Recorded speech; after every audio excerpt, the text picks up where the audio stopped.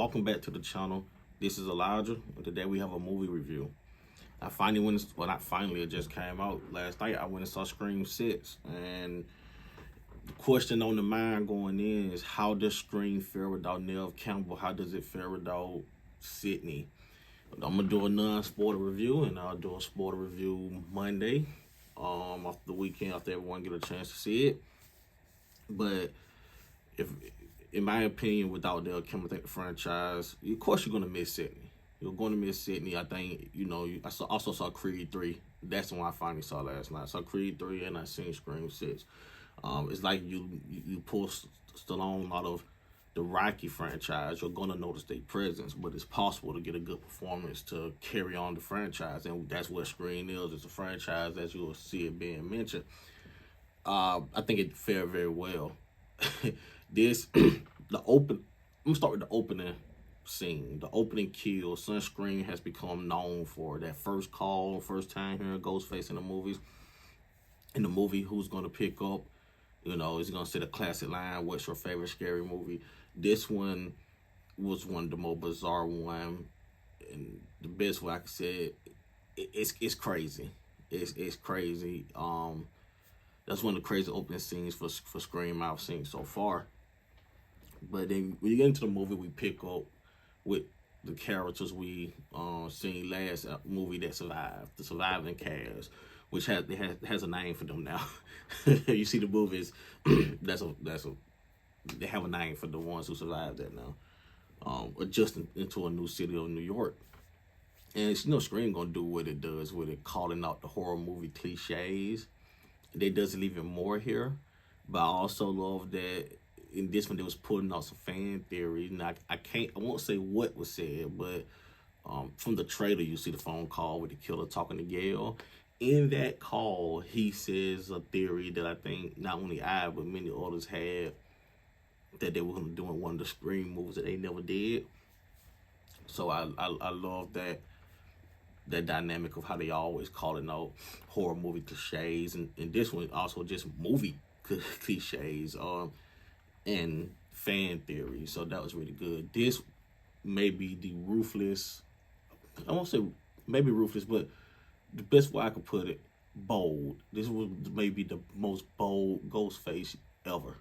Like, you can't look down from the screen because you just can't assume it's not a scene he's gonna pop up in. He's everywhere, anywhere, at all times, in the places you just think, you're not gonna, okay, there's no way, it's broad daylight and they so-and-so. There's no way he's gonna be there, and he will be there. This movie, it really amped up the aggressiveness of Ghostface.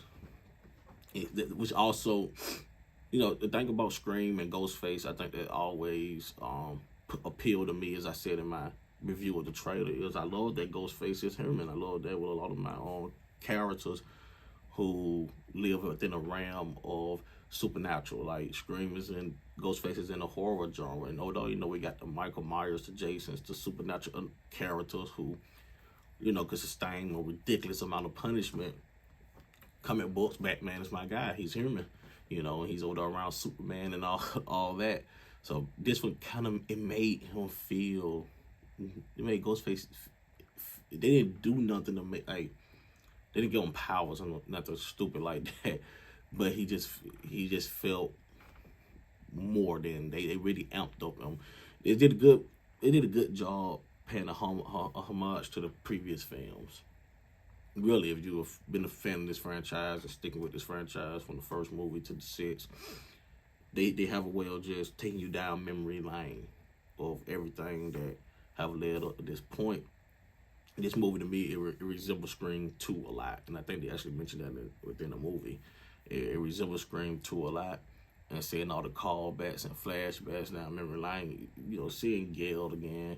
We don't have Dewey because he got killed in the previous film. I wonder if they would have killed Dewey if they knew Sydney was going to be back for this movie. But hey, what I do like about it though is Sydney wasn't there.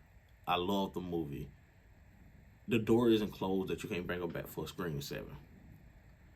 The door not closed, but you had to show that this franchise could stand on its own. And I think this movie, you know, it does. It's a real good installment into the franchise, into the series. It's a lot of stab survival. I'm not a doctor.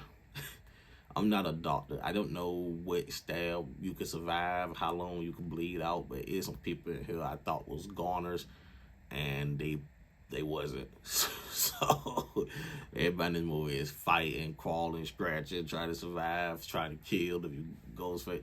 It's a lot, and it's a plot twist at the end that I did not see coming. I was sitting with my girlfriend, and we thought we solved the killer and all that.